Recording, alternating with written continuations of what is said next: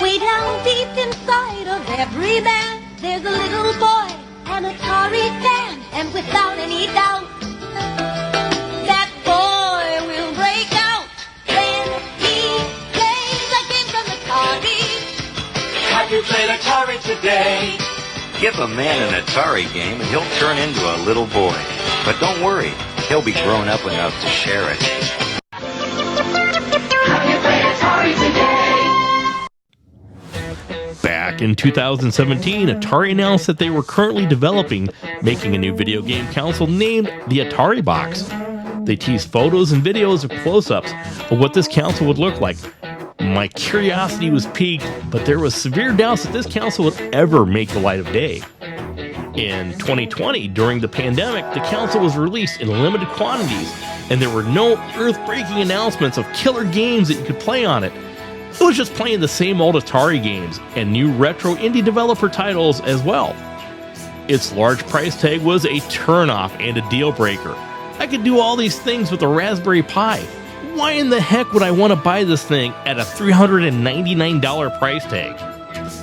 Well, this last Black Friday, they offered the same unit for just $99, and I thought, what the heck? Let's take a look at this thing.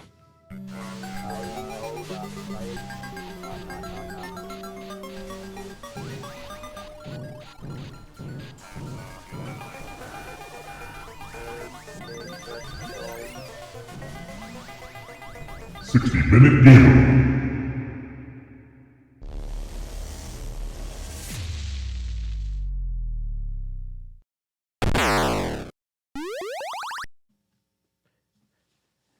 Hey, thanks for watching the video. I appreciate each and every one of you. This last month has been great for channel growth, and from the bottom of my heart, I gotta say thank you. It's been a fun ride this last month. Now, has the VCS been a fun ride for me? Oh my gosh. I'm telling you, I was anticipating getting this thing, and I was excited about it. Sitting there watching on my phone to see when the shipment was going to come in, and the dang thing came here, and I was just so busy with work, with setting up Christmas lights, you know, all the holiday stuff, the baking, the going out shopping, that I really didn't have time to play it. So it sat there for about a week. And I thought one night, I'm going to just take half an hour before I go to bed just to go down and play it. So I came in, opened the box up, looked at the controller, you know, the new controller, the newer style, it's like an Xbox controller. You know, got that all ready, got them all charged up, hooked it up to my TV down here where I would do my video capturing, and it got hung up on an update. And it just sat there trying to download it, but not downloading it. So literally, it became a night where I did a Google search and found out that this thing has sat in the warehouse for so stinking long that it doesn't work out of the box. That you have to go and get a thumb drive, format it. You have to go to a Discord, find somebody that's got the image, download the new firmware image, get it all set up on the thumb drive, and then 10-15 minutes later, I'm up and running. So here I carved out 30 minutes, and I literally didn't have time to even get it up and running. In fact, it was probably 2 or 3 days later that I had 15-20 minutes before work where I just did the update and got it up and running. After it got up and running, it was been pretty good. You know, it's been pretty good since then. But just know that this thing is not going to work out of the box, that there are people out there that are going to help you. There's plenty of YouTube videos out there to show you what to do, and you know, you'll be well taken care of. Is this a machine that you guys want? That's the whole purpose of this video, is showing you what this thing's about.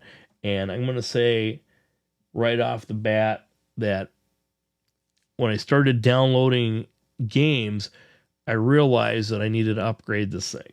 It didn't have a whole lot of memory in the inside to store these games, so I needed to upgrade it. So I type in YouTube, upgrade Atari VCS, and I find out that the RAM's easy to upgrade, but really unnecessary, so I didn't do that. But the SSD was an upgradable thing, so I just Googled what SSD to buy, and it was M.2, SSD, and I bought one, and it came, and I thought, well, it's an easy install. I'm going to install it right now. And for full disclosure on this, I'm going to tell you, this is not the first time I'm opening this console up.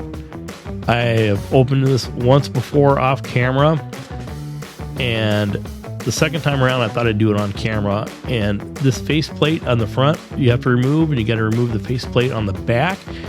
And then you take the 4 screws out, and it comes out nice and easy. Well, this faceplate the second time did not want to come out. I was so freaking aggravated, and then it finally came out right there. I was so aggravated that I couldn't get that stupid thing out. So finally I got it out, and I'm going to take the screws out. And the reason that I'm doing that is I bought the storage device on there. My SSD was actually M.2 SSD, 512 gigabytes, which I thought would be plenty of room for this thing. And I look at the slot on the motherboard, and it's got one notch for the SSD itself. The SSD has one notch, so got to be the right thing, right? No. Thanks, Atari. You need to get a SATA M.2 SSD, and it's 2-slotted. And I'll show you right here that this thing has 2 slots in there. So I stick that SSD in the one-slotted slot, or one-notch slot, and it works fine. So I'm going to put my screw in here, and I just want to tell you up front that there are 2 wires that you don't want to pull apart off the top of that case, which is actually the bottom. You don't want to pull that off, so make sure you fold that over nice and easily when you're taking it apart. So the whole process of getting this storage device in here was not that hard once you get the right one. Maybe I should learn my lesson and just YouTube problems with the device before I actually install something new. Something that should be easy and painless ends up taking a little bit of extra time. But, probably my fault. I should be Googling this stuff up before I order stuff. So I guess lesson learned. And the last step that you got to go and do is to get into your system here. Go into where your hard drive is, select the hard drive because it says unformatted right now. Once you select it, you're going to go and format that drive, and once it's formatted, it will be ready to use. And looking back, I think this 1 terabyte was a mistake. I probably should have went half that memory like I did the first time and saved $20. And straight out of the box, you get Volume 1 of the Vault games. And I'm going to go through them all here really quick. And you can see these are all Atari-made games. There's no Activision. There's no Magic. Some of their bigger games like Pac-Man, they don't have a license for. Mario Brothers, so some of these third-party games you're not going to get in here. You're just going to get the Atari-developed games. But what you also get is a heck of a lot of arcade games in here right away. You can see the cabinets right here, so I'm going to scroll through them really quick. And if you did this all in your own time, those would spin around. You get the artwork, you get what it looks like behind the arcade machines themselves. You get a little brief history on everything, so you can actually play these original arcade games. And I'm going to scroll through the Volume 2 of the Vault really quick, and you see you've got the M Network games. Atari just bought them here this last year, so they can now include these games right into their library. So you bought this extended version of the Vault 2 for just about $9.99, and you also got some 5200 games. But just like the other Vault, you're only getting the Atari games. You're not getting those hit arcade games that you played and wanted as a kid. And you're going to get some more arcade games along with this in the Volume 2 of the Vault. And it's a lot of the sports titles, and there's some really neat titles in here, but I don't know how they're going to translate to playing on a modern day controller or the joystick. And when we get to the home screen, you have everything that you've downloaded will be right here on the home screen. You can actually organize them the way you want them and lay them out. What you need to be careful, though, is you can see I bought Yards Return as an individual game, but I also had that included in the Volume 2 of the Atari Vault. Now I'm going to go through the game list here. These are all games that you can purchase, and once you purchase them, it'll say owned underneath them. But you can see these are a lot of independent games or aftermarket games that were made way after the fact. There are some original games in here, but there's a lot of stuff that are available other places. And I want to talk about that next after we get done scrolling here. And here is the one I want to talk about, is the Atari 50th Anniversary. This is a compilation that I can buy right here on the Atari Marketplace, and you can see they've got some reimagined games. None of the recharged games are in here, but they had some reimagined games, and those were available on the front page of the store. And why would I purchase them there if I can purchase this for $30? So this was $29.99, and you can see this has tons and tons of games. And it's got the games I've already purchased off the Volume 1 and some of the ones off of Volume 2, so I've repurchased them. So you gotta be really careful on how you're spending your money here, because you might be doubling up. And I think this is a little more expensive for the Xbox Series X, a PS5, and Nintendo Switch, but it is a great value. If you're looking at just playing some of these classic games, there's no better way to do it. What you're not going to get in comparison to the VCS is you're not going to get that community of independent developers that are putting out their games, the games that you can't find anywhere else. And there's a lot of developers that are making Atari 2600 games and 5200 games and 7800 games, and you can't find those games anywhere else except for physical format or on this Atari platform.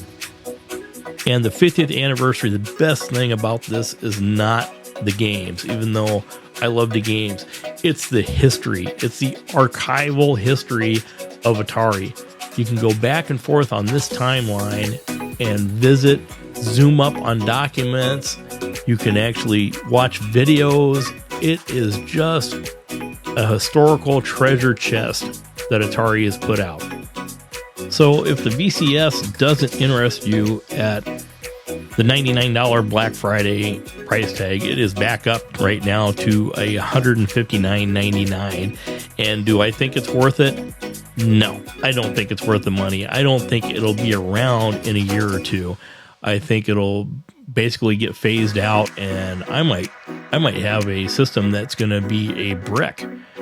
I don't know if I'll be able to play this online or if I'll get stuck in a never-ending loop, but what I do have faith in is that the community will pull together and make it right, and you'll be able to do a lot more with this device. So, in retrospect, I don't think I can recommend this for anybody to buy it. $99 I purchased it for, $44 for memory. I've bought maybe $100 worth of games or more. It's a good trip back. For me, my heartstrings are attached to Atari, so it means something totally different for me. But for somebody new in gaming, just go out and buy the Atari 50th Anniversary collection. That thing is flippin' awesome. Thanks for watching. I appreciate each and every one of you. Hope you guys have a happy holidays and stay safe.